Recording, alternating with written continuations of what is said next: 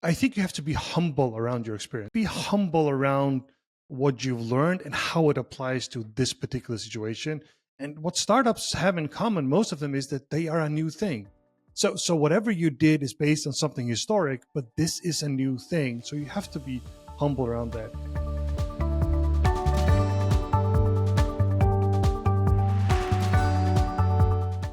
Hey everyone, this is Heini Zachariassen here, and welcome to Founders Weekly, where we tell stories you can learn from. Today, we are talking about the most hyped blog post in the startup world right now. It is YC founder Paul Graham's post about founder mode. We're going to talk about founder mode, what is it, and why is it so hyped? I brought in some heavy hitters for this one today. We have two co-hosts and no guests. We have both Theis and Hassan. And as most of your listeners will know, they are both founders. Welcome, Theis and Hassan. Thank you, Heini. Great to have you here. So I'm not going to lie to you guys. This post sort of got me. I was just sitting there nodding. Hell yes, this is exactly how I see the world. I mean, I might have mellowed a little bit now, but that's how I got it. So not that we're going to go deep just yet, but what were your initial thoughts on this, guys? Yeah, I totally understand why you would nod your way through it, Heine. You know, you like praise, you like being told that you're right. So yeah, I exactly. can see how founder mode would align with you. I think no, I mean my short take is that I think there's a lot of truth in it. I can definitely see some great points there. I also can't wait. I can't wait to see bad founders abuse this term Yes. just as an excuse to micromanage. Sure, I fucked up, but I was in founder mode. Yeah, exactly. They will just claim they're always right because they're in founder mode. Yeah, that's a good point. What do you say, Hassan? Yeah, I agree. And also the other way around. I think a lot of managers that are going to go into founder mode thinking like, oh, I'm going to, versus, doing their management job correctly and just letting the people do their stuff. I think that there's going to be a lot of chaos that comes after this, I think. But apparently founders can go to manager mode, but managers can't go into founder mode, right? It's a one-way street. I don't know. I don't know if there's a rule yet. But, no. Because especially the manager type, right? Like the people that post a lot on LinkedIn and stuff. There will be a way to go into founders mode So okay, let's go back in time, look at the post and the author, Paul Graham. My first question about Paul Graham is, who the heck writes a blog post in 2024 and expects anyone to read it? Well, Paul Graham does, I guess, right? So it's super weird that this can still be done. And for anyone out there who has actually seen the post, this looks like a blog literally from 1997. So when I looked up this post, I looked at it and said, yeah, this can't be it because this looks like something old. And it says September 2024. So it's brand new and it looks weird. You guys, have you seen the original post? Yeah, for sure. I mean, his blog is legendary, but it's a bit like a Craigslist version of a blog by now. Yeah. Paul Graham is obviously a founder. He co-founded ViaWeb in 1995, one of the first web-based applications, which was later sold to Yahoo and became Yahoo Stores. That's literally 30 years ago. In 2005, he co-founded the most famous and prestigious incubator, Y Combinator. Y Combinator is famous for backing companies like Airbnb, Dropbox, and Stripe, and many, many more. He is a technical co-founder, a true developer that advocates for coding excellence and efficiency. So, and finally, obviously, this blog post, he is a thought leader. And I want to mention two of the terms that he coined. And let's start with the first one, default alive and default dead. And this is a blog post that he made a few years ago. Do you guys know this one? I know it because you made a YouTube video about it, Heine. It's true. That's when it really became famous, right? that was the breakthrough of that idea. Yeah, exactly. Yeah. But I love the way he has really quite simple concepts. Default alive, default dead. It's not about being profitable or not profitable. It means that with the current sort of money you have in the bank and with the current growth, will you be alive when you run out of money? But a wonderful concept, I think. Yeah, for sure. And he's done other things as well, right? There's to be ramen profitable, and there's do things that don't scale as well. A lot of these things he takes from some of the portfolio companies, like Airbnb. Do things that don't scale is directly taken from Airbnb and how they did things in the early days. And it's these kind of counterintuitive points that he makes that that really sometimes make sense in a startup world. Yeah, or at least he opens the discussion somehow. But the second term I wanted to mention, Theis, was that one, ramen profitable. And actually, I didn't know about that till recently, and I love it. I love it. And so for those who don't know, it means that you are profitable, but you're eating ramen. And this is not a fancy ramen at a nice restaurant. This is ramen with no eggs, just something from I don't know where, and boiled water, right? Yeah. So what are the implications of that, like that he mentioned? Because I'm not familiar with it. No, the ramen profitable is just like, hey, are you profitable? And we can talk about being profitable. Like, yeah, well, Hassan has a good salary and everyone's happy. Now we're properly profitable. But then there is a level before, meaning ramen profit. It means like, okay, we're like barely break even, and I can't even afford food. That's when you're ramen profitable. Yeah, and also maybe like the salaries you pay are not really market level, right? Everybody's kind of chipping in extra of their work, and they could easily go somewhere else to find more money. But you are profitable. But like you have costs ahead of you. Cool. My question here was, so how well do you know Paul Graham? By the way, you have heard about him before, right? So he's a pretty legendary person in Silicon Valley, right? Yeah, for me, he's an absolute thought leader. Also, like, pretty much the most level-headed person, I would say, in Silicon Valley. Like, well, you're a developer. He's a developer. Yeah, but just in general, like anytime I look for advice or anything, I mean, people still read blog posts from 2001 that he wrote, or stuff that from 2004. This man has been. He just like sits there with an idea. He thinks it very, very well through, and then these blog posts he writes are incredible. There were two blogs that I've been following for a very long time. His. And actually, like David Heinemeier Hansen had like Signal versus Noise back in the day, and that was like against everything we know back then as well. So, and I don't think the other thing I'd brag about Paul Graham is that I don't think he tries to be sensational. I don't think he tries to find a headline or anything. This blog post is called Founder Mode. That's it. So that's quite impressive to him. Yeah. No, he's good at. I think he's good at the branding part, right? He knows how to coin things and so on. That's really powerful. I would also say he's also very founder friendly in his thoughts. I don't think it's not a coincidence that he comes out with a blog post called Founder Mode, which is basically a huge defense of the founder and how a founder can be right versus professional management. And it's not. I don't think it's coincidental that he's the one that kind of goes out and tries to coin that term. He is very founder friendly in his line of thinking. He takes a lot of things from Y Combinator with him in his thoughts. Yeah, or you might even turn that around and say, if you look at what Y Combinator is, it is very much him and like the founder friendly, but also the technical co-founder friendly. Go ahead, Hassan. Yeah, I just noticed like a lot of his blog posts even start with, "Oh, I was in office hours this week and I was talking to this founder and they were having this very difficult problem and this is what we came up with." One thing I noticed is he actually spends a lot of time with founders. From what I've heard, like from people that have gone through YC, the most approachable person that's always there. Like, okay, how can we push things forward? So yeah, props to him. Props to him. Yeah, for sure. We'll link to the blog post, obviously, but also say that everything he posts is easy to read and incredibly short. So I love that. So it's time to dig into the Founder Mode blog post. But first, let's do a short break. We are back. So we set the stage. The blog post refers to a talk that Brian Chesky, the co-founder of Airbnb, recently did. According to Paul Graham, the best talk ever. Like, he loved this talk and talked about some people that this was, I think, Ron Conway, the angel investor, said for the first time ever in his life, he was so excited he forgot to take notes. But anyway, let's start with a little quote, and this is the beginning of the blog post. As Airbnb grew, well-meaning people advised that he had to run the company in a certain way for it to scale. Their advice could be optimistically summarized as hire good people and give them room to do their job.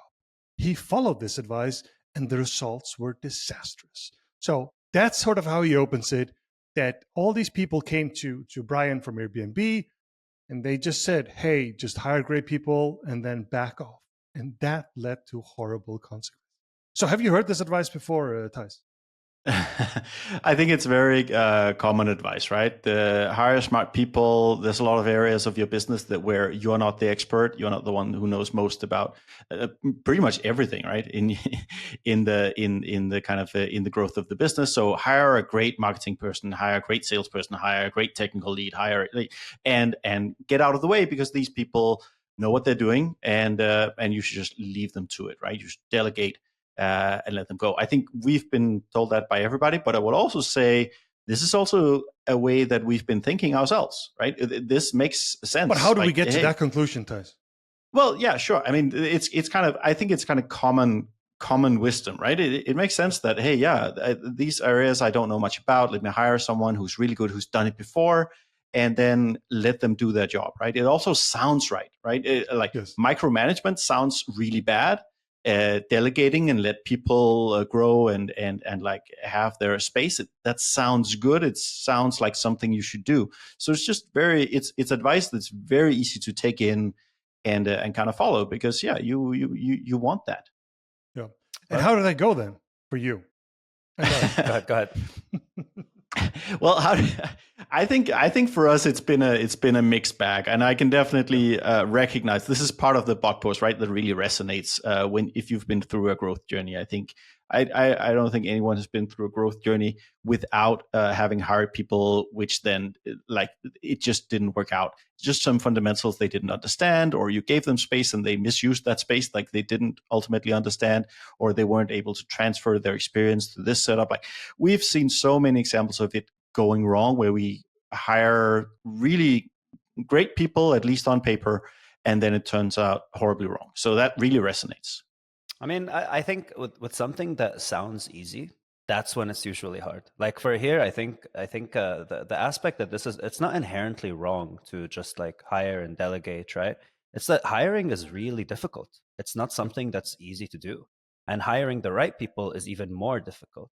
And hiring less is even more difficult. Like hiring just that right kind of person. Like I know you can hire a single developer or two if they're the right people for the job, that can kind of, take over the whole company and just like build amazing features in such little time that hiring 100 won't. But what a lot of, I think, founders also get wrong is they just start like hiring. They have these massive teams. People don't have any intrinsic motivation or any motivation at all. And this is where like also some ownership comes in. Like we're also talking, we're hiring people, we're giving them not market salaries, we're expecting them to perform their best. And some people flip that. They're like, okay, well, I was told to hire these very expensive, marketing gurus, and they did nothing for my company. Well, yeah, it was also probably the wrong hire as well. So yeah, it's not easy, and there's a lot of nuance to it, I think. So again, I would just be careful of just saying, don't do this, just go full on founder mode and do everything yourself kind of thing. Because I think a lot of people will get it that way, right? Yeah, I mean, this is shall I say, the problem with this post, or the challenge here is that first of all, he's not defining founder mode at all, which I think is okay. He's just saying there is a founder mode. I think that's good, but it's not black and white. You can't always be in founder mode. But I will say, with regards to the hiring, I sometimes sort of concluded, okay, maybe I'm just really bad at hiring, or we got really unlucky. Another outcome would be that when you hire C-level people, you're just not going to get it right that often. Maybe that's just reality. The numbers are against you. Oof. I mean, hiring C-level people is always questionable, in my opinion. Yeah. Like, unless, I don't know, like if you're going to grab someone as a consultant and have them like maybe give you some advice, even that has bit me a lot in the past, actually. Because what worked for you, even if it's worked before, what's worked for you in the past at a company at a different time when technology was different and audience was different and the way to capture an audience was different, is not necessarily going to work for me. And I'm actually going to spend more time sending emails and having you meet with my team and like ruining focus than actually getting some solid bang for my buck, because it's usually very expensive too. The next thing that happens in this blog post is that Paul goes into, okay, then you had all these founders at this event. how did they react to it? So let me read that piece here. The audience at this event included a lot of the most successful founders that we funded. And one after the other said the same thing had happened to them.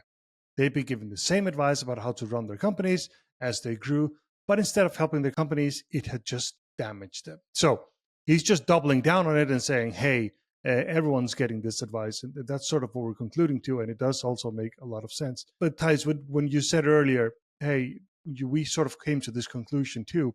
I also argue a little bit that, I mean, hey, great job on building a small company. Now let's get the professionals in to run it, because you have no clue about that. Yes, there's that whole line of thinking of like, what got you here is not what's going to get you to the next stage, right? That great job, but now the game changes. It changes from this building mode to a scaling mode. And yes, you've been great at the first part, but now we need the second part. And actually, that's where you would really benefit from someone coming in who's done it before and can kind of professionalize things, right? He puts this in the blog post as well, that this is when you typically change from founder mode to manager mode, is when you start the scaling part of the company. And again, like it makes sense when you listen to it that, yeah, like we need to scale. So I need to delegate away. I have limited bandwidth. I can't have 30 direct reports. So I need a layer in between, and it would be great if this layer has experience. And I think what goes wrong often is that experience just becomes this kind of faulty shorthand. It's really because you can't really translate it into this specific company. First of all, very often the people you hire lack the ability to go from where you are to where they're really good. Right? They might be, they might have all the experience in, there might be a gap, right? They've done great experience in 500 people team, but you need to take it from, 100 to 500, and that's a different journey. And the other thing, and I think the more important thing, is that actually, I think I like experience, but it can be really overvalued, because it's so hard to find a cookie cutter playbook that's like, yeah, we did that over there, so we'll do it here and it's going to work great. Because businesses are all of them unique and special. Markets change, and even if it's 6 years ago since you had that experience, that you did the last time, like things have changed. So it's really hard to go in and actually utilize this experience. And I think that's part of the thing that often goes wrong. I think you have to be humble around your experience. I think that's also what you're saying. Like, be humble around what you've learned and how it applies to this particular situation. And what startups have in common, most of them, is that they are a new thing. So whatever you did is based on something historic, but this is a new thing. So you have to be humble around that. And then I will say that where we've been very successful is where we've seen, okay, this really applies to us. Your job here is, as a salesperson, come in here, build a sales team of 10 people, sell this product to this group of people, and so on.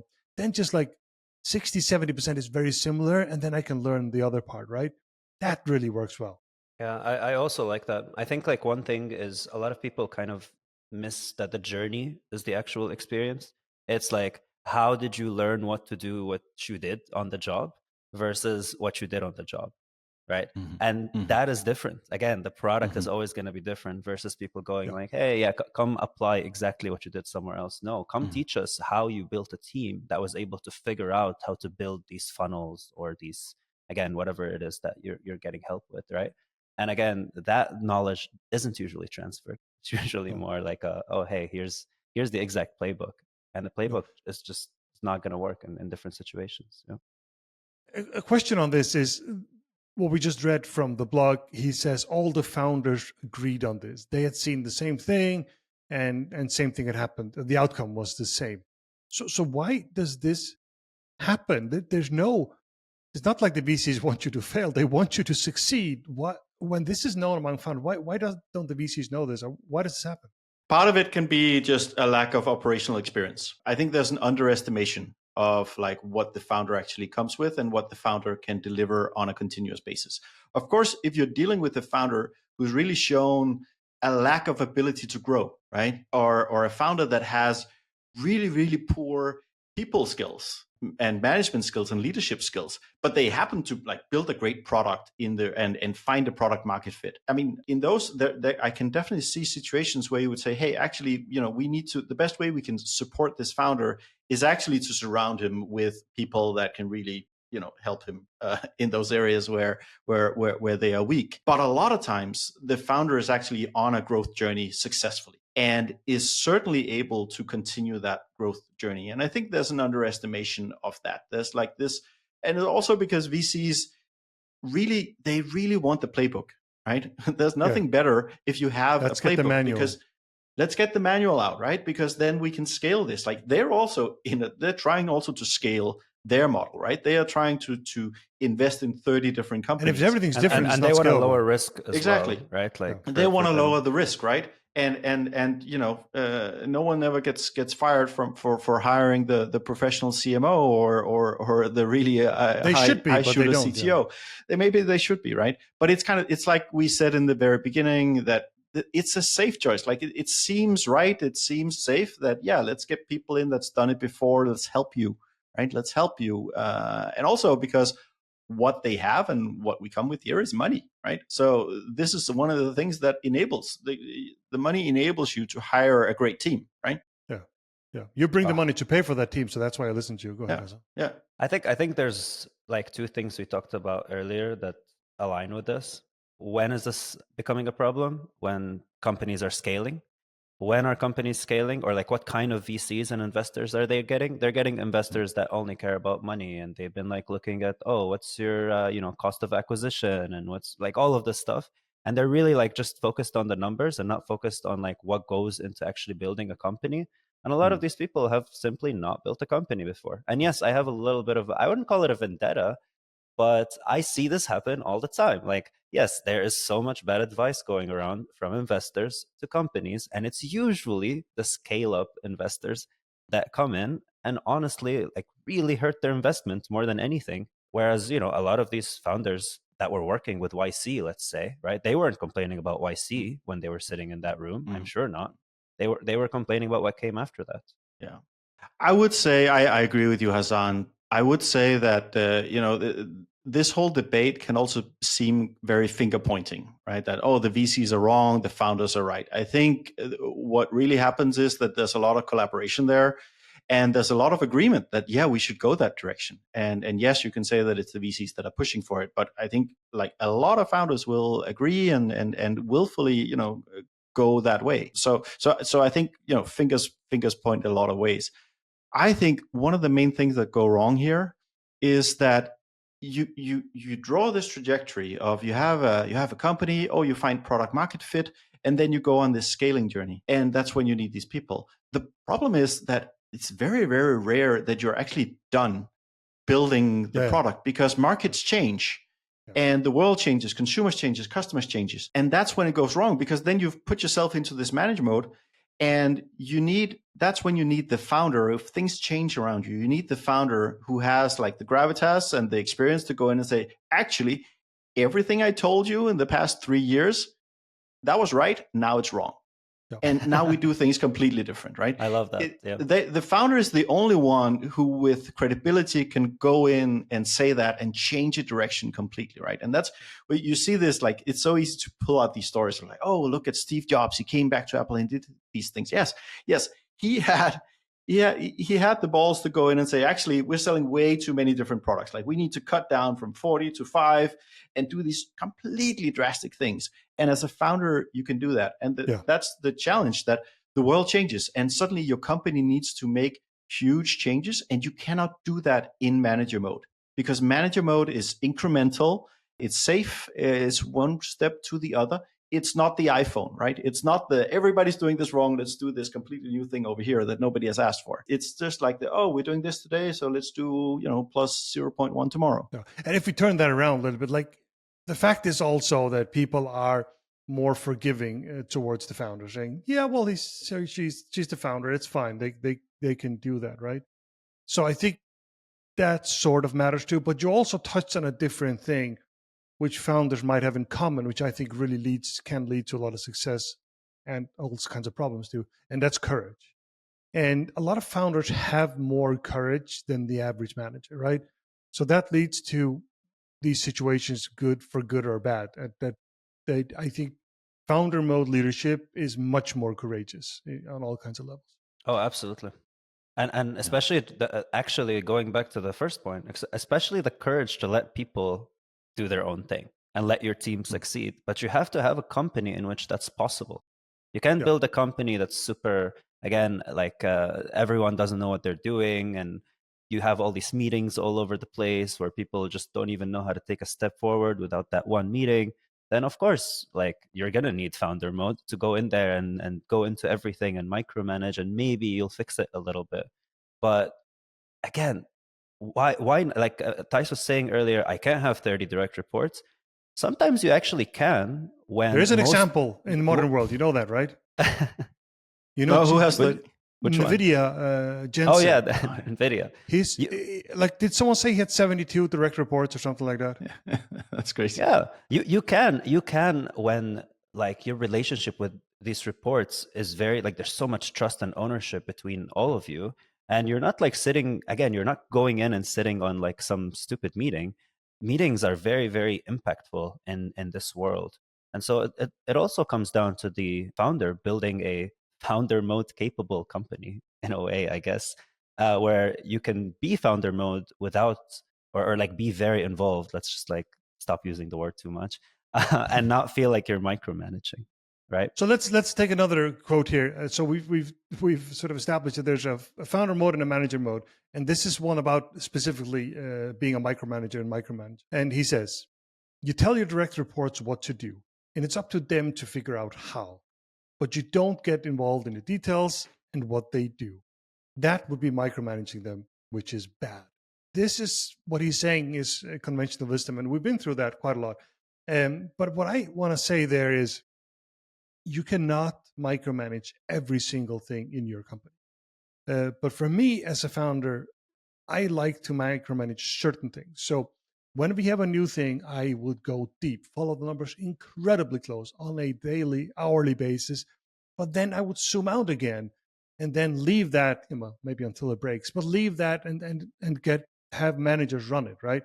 But I really like diving really deep on certain things, and I think it's helpful. For sure, and I think you need to play to your advantages, right? And like you say, I don't think it's a coincidence the example you give with a new thing that needs to be started up within you have a bigger company, but you are starting new initiatives.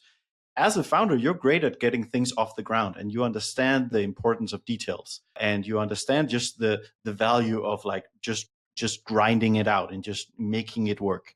And I think that's where a founder will often be extremely valuable to any team if they go in and they kind of activate the founder mode in that area.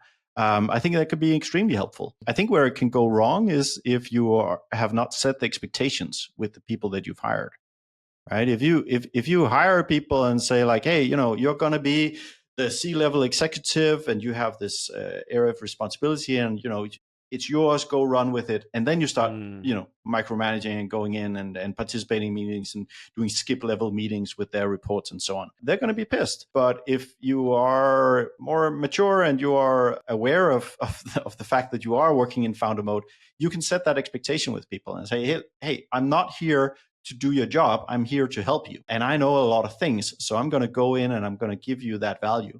And that's a help to you. It's not interference, it's a help. I love that. I love that so much, because just like setting expectation can change your interest in a person's work or whatever, from, wow, my work is so valuable for the company, that like the CEO is always like, where are we? Like, look at the excitement, and wow, I'm doing some awesome work. So like, this dude won't like just leave me alone, and this is so annoying. Like, what unrealistic expectations you always hear, right? Mm-hmm. And like, look at the difference. It's completely two different worlds, although you might be doing the same thing. And the key to that is expectations. So I think that's a great point. Okay, so we're not going to go on a break just yet. We're going to do one more quote from here, and this time I think we're almost going to the dark side, to be honest with you. It gets pretty harsh here, so let's do this one. Yes, here we go. Hire good people and give them the room to do their job. Sounds great when described in the right way, doesn't it? Except in practice, judging from the report, of founder after founder, what it often turns out to mean is hire professional fakers and let them drive the company into the ground. So that is a little bit dark, right? It is dark. And are they all professional fakers? I know some of them are, but they're obviously not, right? And they're also most of them are trying to absolutely do their best. And some of them also get set up for failure, right? By a founder who has not understood the task that he's passing on. No, I don't think they're all professional fakers. I definitely think there is this element that, again, hiring based on experience can really, a lot of times, lead you down the wrong track. You think that you have a professional manager who knows what they're doing, but actually they can't really apply that in the setting you've set them in. Yeah.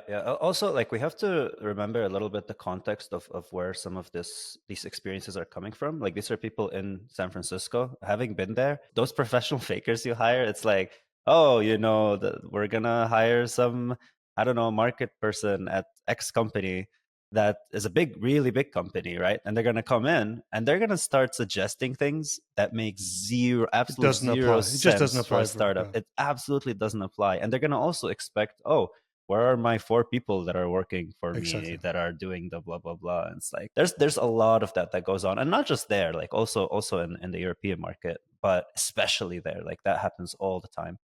Yeah, I mean, a couple of things on that. One thing is we do often value people that have worked for big companies, and like you say, it just doesn't apply. We might have really great respect for Google or Meta or Apple, but they might have had a really, really small role in that really, really big company, and very little of it applies to what we do here.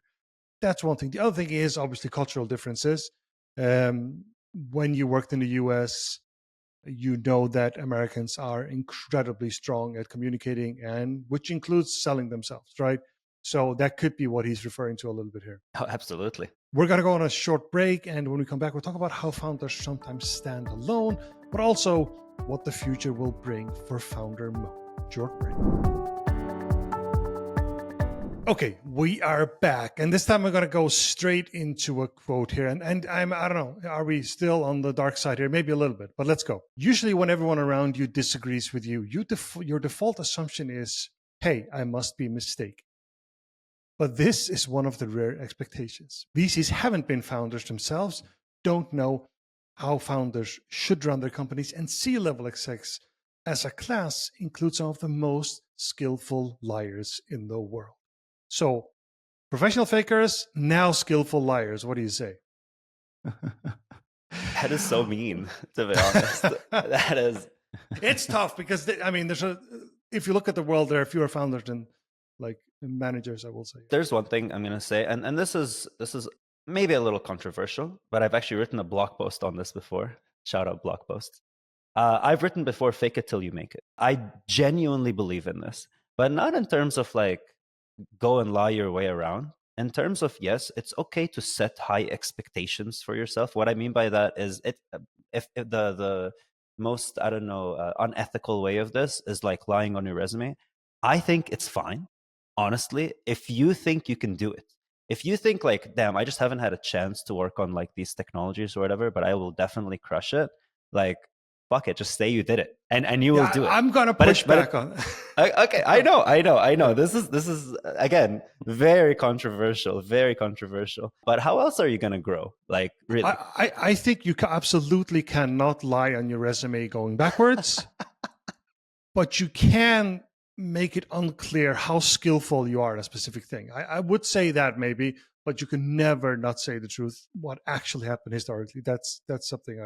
Do you think most resumes are pristine? No. I don't think the problem. I don't think the problem is whether the.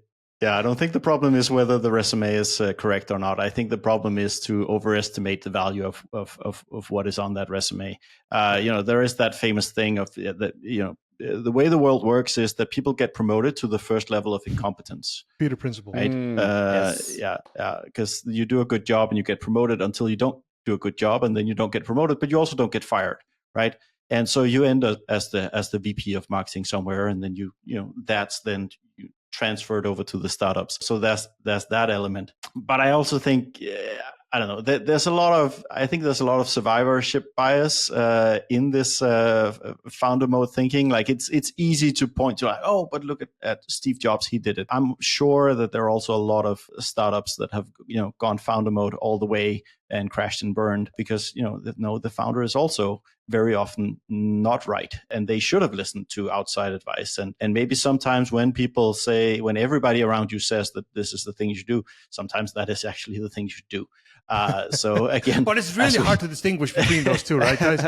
It is impossible to distinguish, and that's where the courage comes in, right? As you said, Heine, that sometimes as a founder you need that courage to say, listen, I hear you all. I know this is how the world normally works, but I have a unique insight, and that unique insights make me say that right now for this company, what I'm saying is actually right. And I think that is kind of the secret founder sauce, is that you do know the why of your product and business better than anyone else, because you've been there from the inception, so you know all the parts. And you also have, it's very likely that you are the one that has the best fundamental understanding of the customer and the market and the product and how they fit together, so that you're actually able to be the one that can read the changes better than anyone else. And that's what gives you the confidence to make these calls sometimes where you just disagree with everybody around you. And you need that courage. And that's what founder mode can do. I think a lot of people will also tell you that the place in which this becomes really, really difficult is people will tell you hire because you need to be doing the things you're best at. Like even as a founder, and that could be any kinds of things. And so people just start hiring for some roles that, yes, could be critical, but are not the roles I'm quite suited for. And then you're kind of stuck between two places. Do I just keep doing this because like I need to be focused on this? Or should I actually go for the potential professional fakers? Yeah, I think another thing here is when should you say, look, you're all wrong and I'm right? It's obviously when you're inside your own domain. So let's say, for example, you've been running a car company and a rocket company. Could you then be running a social media company, right? And I think we know the answer to that. No, that's a hard no. But the reason I think why that happens could well be because, hey, they also said no on the rockets. They also said no on the electric cars. They are saying no on Twitter too, but I'm still going to do it. Yeah, but I would also argue that, Elon Musk is not the founder of X, right?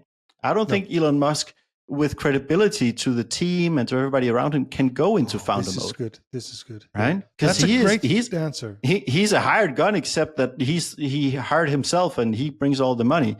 But he's not founder of X. And so but he thinks he acts like a founder. He is in founder mode without being a founder. Yes. And that's the one-way street we talked about. That is really tricky. Yeah, exactly. Although he's not the founder of Tesla either, but he is justified. He knows it well enough to be in founder mode. Exactly. You need to have been there for a very, very long time, right? To have that credibility to say that, no, I know this. And I would also say, Hassan, I agree with you. But if an area is strategically important to the business, you as a founder or just as a CEO, as a leader, need to understand it. Like if it's strategically important, you really need to understand it also in great detail, right? Yeah. And that might mean that you in the beginning go founder mode in that area until you understand it and until you have confidence that the team is on the right track.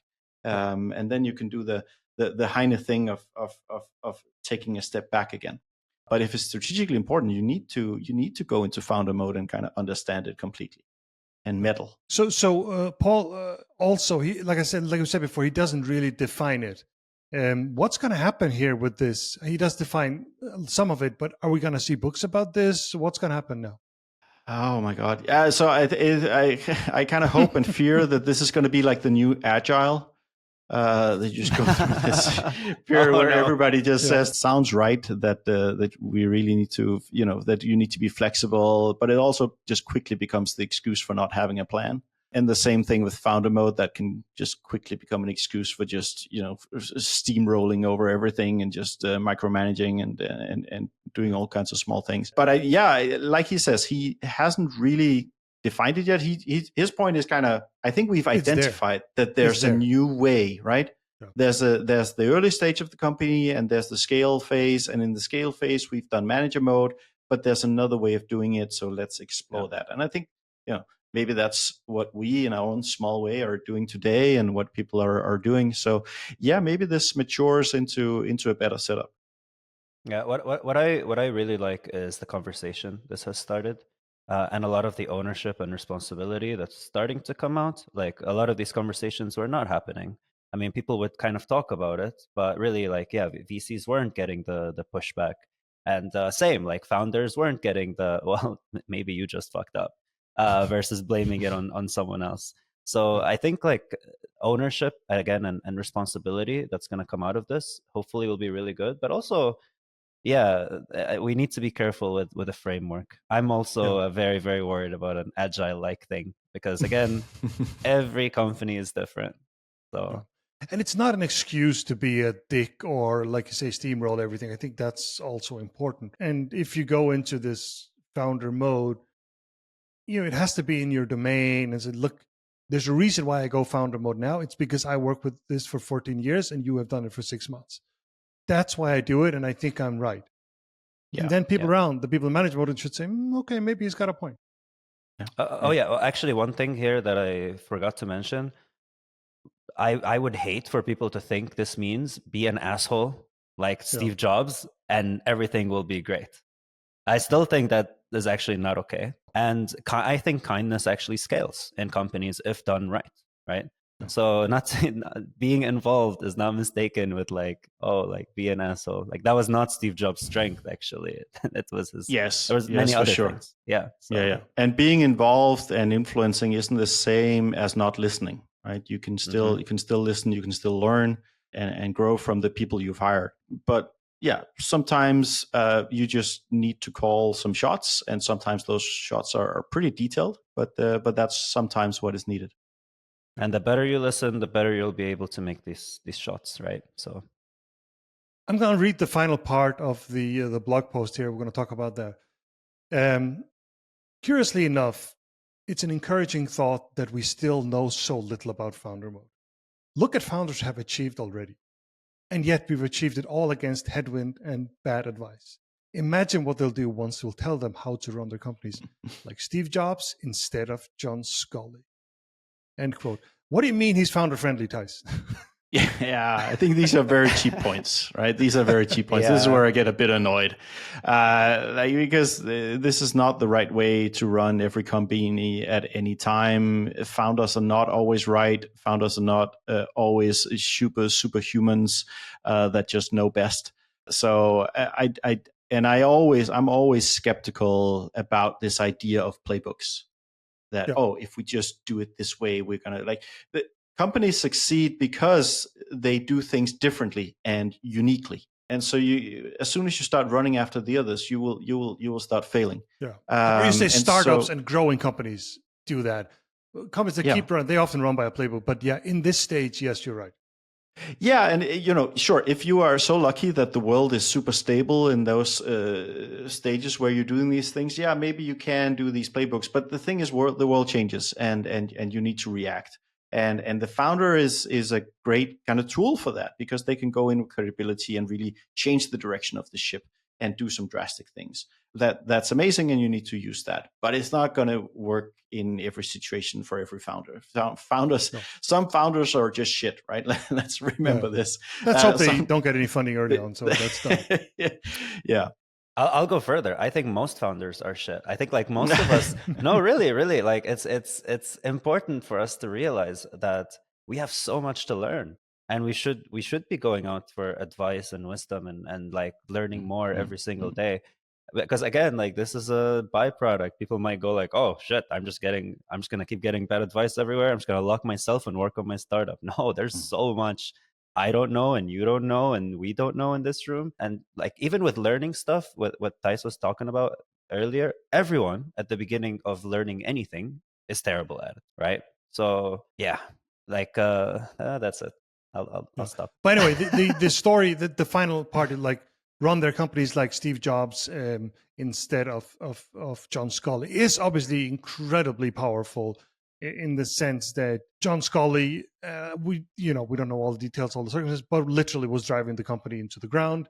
And the founder, Steve Jobs, came back and turned that into the most valuable company in the world until he died, which is, I mean, it's an incredible story, at least.